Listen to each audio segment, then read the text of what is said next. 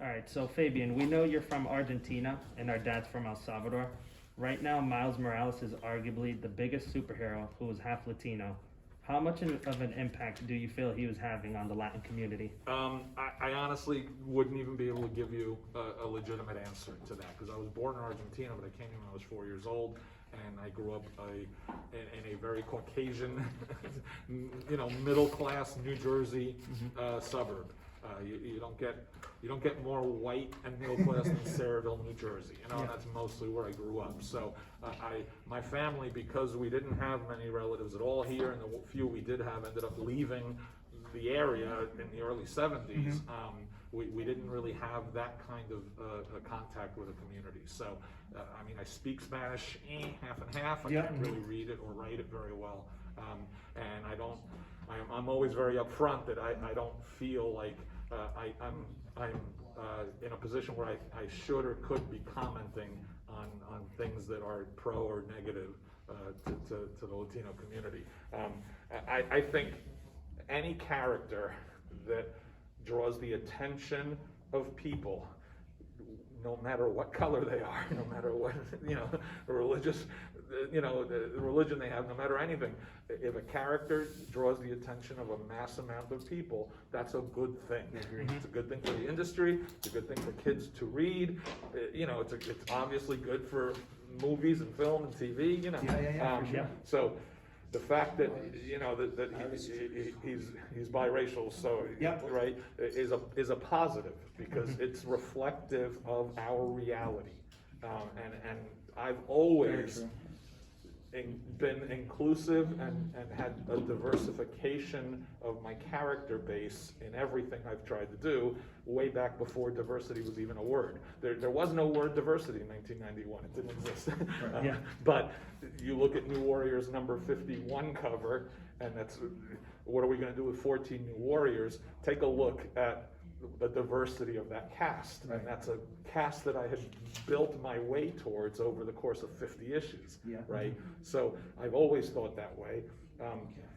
In recent years, because of the kind of work I've been doing, and my first book that I'm selling, which has a lot of issues of racial diversity in suburbs as underlying themes to the murder mystery in the story, I've had to think about it a lot more and talk about it a lot more. So a lot of that stuff has to be because it's inherently inside of me from when I came here and growing up and learning the language. I still don't even remember my first grade year at all, because that's when I was transitioning from Spanish to English. So I remember second grade, moving to Jersey and starting second grade here in Jersey, but in New York City and Queens, I barely remember anything. So I kind of have a little bit of that in me, not getting invited to the birthday parties because I live in the apartments and not the houses, parents looking at me because I have a funny name, that kind of stuff.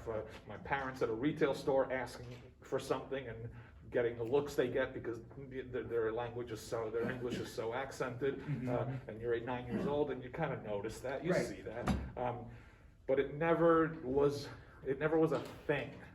It wasn't a daily thing.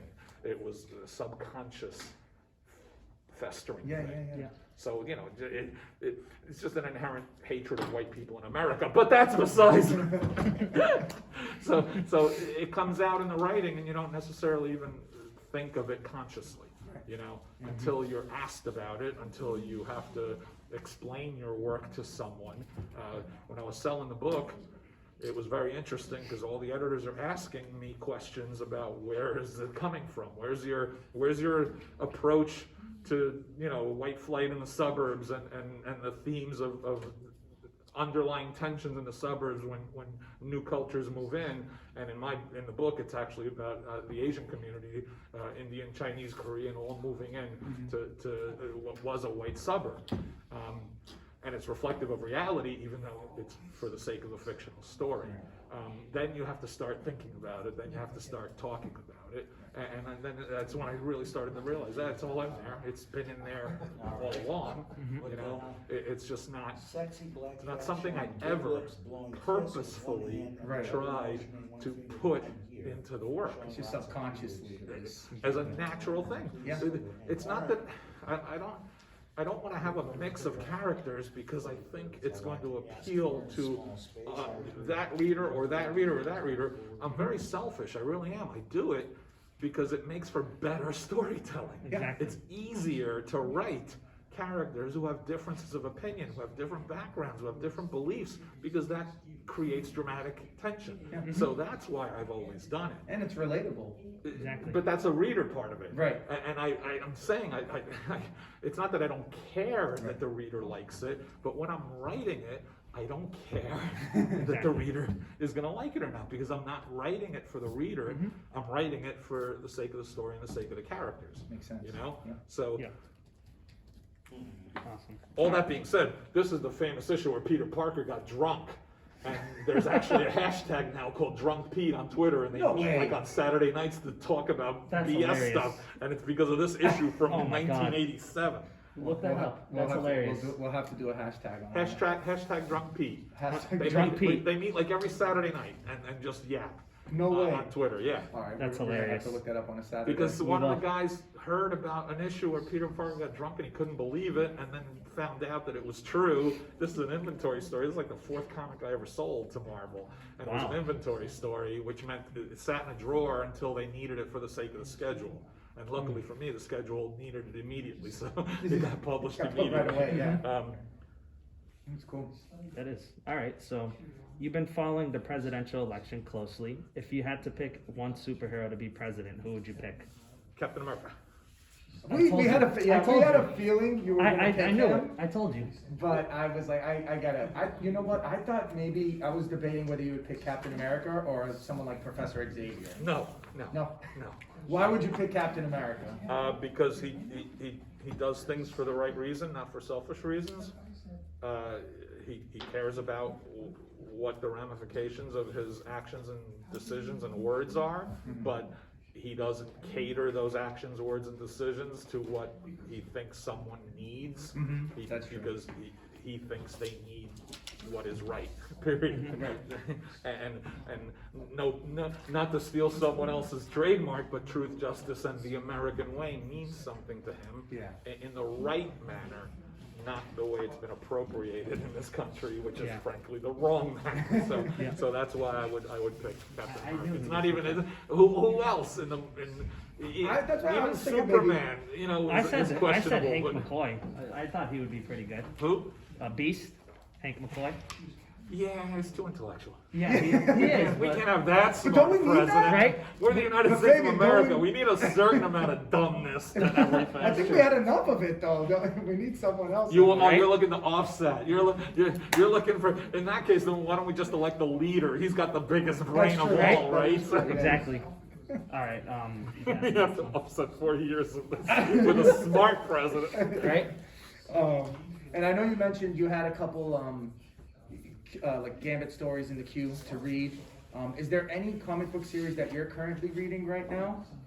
I read almost exclusively digital, other than the hardcover Marvel Masterworks stuff, and I juggle current stuff with stuff that's maybe 10, 15 years old with old stuff. So on my night table right now that I alternate, I'm reading Nick Spencer, Spider-Man. and I forget the artist's name, Otley. Ryan Otley. Yeah, Ryan I'm Otley. reading one of their trade paperbacks digitally. Nice. I think it's the third arc.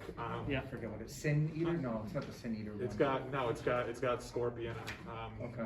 I'm reading a hardcover book called Baseball 100 by two friends of mine and Al's, Mark Chiarello and Nel Yomtov, who worked at Marvel. They did a book with biographies and illustrations of their picks for the top 100 players, and it was a Kickstarter thing, and I bought it because I love Mark's artwork, and I wanted to support it, so I got that at the night table now. I think I'm up to number 20. and I have a Strange Tales Marvel Masterworks from the Atlas era, so it's the 1950s stuff. Yeah. Oh, the Early 50s the stuff. horror stories. Yeah, the horror Yeah. stories with some great artwork from some, guys like Joe Maneely and Gene Colan, some of his early work, and John Romita, some of his early work. So, Yeah. I'm Any Joe reading- Sinnott stuff? Yeah, Joe had like a story every third or fourth issue. Yeah. That he did. And Russ Heath too. Yeah, Russ Heath had one in there too. So that's what I'm juggling right now. Yeah, some great art. It's really, for me, reading comic stuff is really, it's just a brain drain. It's like a relaxing thing. I'm Yeah, it not is. doing it anymore to see what the competition's doing. I'm not doing it anymore to see an excellence in comic books or an excellence in superhero storytelling. For me, at the end of a day of working, it's just a way to just filter my own writing out of me. Yeah. So I'm reading someone else's work. I'm not churning in my head, what my next chapter is going to be in my book, or what the solo, the one-shot issue of X-Men Legends. How am I going to break that down? I'm not thinking like that, because I have found in my life that when I go to bed thinking about my work, I get about 3 hours sleep or 2 hours sleep. So I've tried in the last 10, 15 years, I've really kind of mastered the art of not going to bed thinking about my work. Yeah. Yeah, and I think that's how it should be. It doesn't always work. I know. But you try not to. Yeah, exactly. We have one more question. Do you want to Yes. ask it, Nettie, or do you Well, want me to? you can ask it. That's fine. All right, so we had to end the interview, Nice older brother. right? We had to end it with a Deadpool question. With his rights now back with Marvel, what would you like to see in Deadpool 3? I don't care. I would just like to see a Deadpool 3. Awesome. I get a check when they make a movie, so I Great. could care less what the movie is, because they're not paying me to write it, direct it, or act in it. Although I did play the part of Vanessa in the first movie, but you didn't know that because she is a shapeshifter. I literally don't care, because I have zero involvement in it. Yeah. I want to sit in the theater. I want to enjoy it, which I expect I would if the same people are involved, because I really respect their skills and their talents. Yeah. And that's it. Because when you're not actively engaged and being paid to do the professional work, you have zero control over it. Right. So why think or worry about something you have zero control over? I want the movie to come out, so I get the check. We all do, right? Right. And We all do. my preference, because I Yeah, I get was a gonna check say- every time they make a movie, is that they make a movie a week. I would like if they could Yeah, find right. a way to just have like the Deadpool Hallmark channel and have one Christmas Deadpool movie every week. Get him on a Disney Plus. series. We and need a every Disney Plus episode. Deadpool. No, I don't get paid as much for the Disney. Oh, okay. okay. No, Then the let's leave it movie. with the movie. It has to be a Then. feature film. All right, I then get let's do the paid. I movie. get paid less if it's a TV. Right. So let's keep it on the big screen, even if there are no big screen movies being released right now. Doesn't matter. Mm-hmm. Once they greenlight production, bam, there's a check. Awesome. That's awesome. Anthony Mackie had his whole, the guy who plays the Falcon. Yeah. Oh, has yeah. his whole Yeah. super cut in one of the extras on the DVD. It might have been Winter Soldier. Apparently, every time he films a scene, at the end he says, "Cut the check." That's his thing, Oh, and he does it cool. every time. So everyone around him gets really annoyed. Yeah. But they have a super cut of him going, "Cut the check" every check it time out. he's done, because he nailed it. It's over. He That's he it. finished the scene. Yeah. So that's how I feel. It's like, just make the movie. Cut the check. That's awesome. That's great. Well, yeah, thank you for answering our questions. We My appreciate pleasure, your guys. time. Yeah, thank you so much. Thank you both It for was coming awesome. out here. Thank you. Thank you. We appreciate it. My pleasure, guys. Thank Thanks. you, Fabian. That concludes our video with Fabian Nicieza. We want to give a big thank you to CGC and for Fabian for making this possible.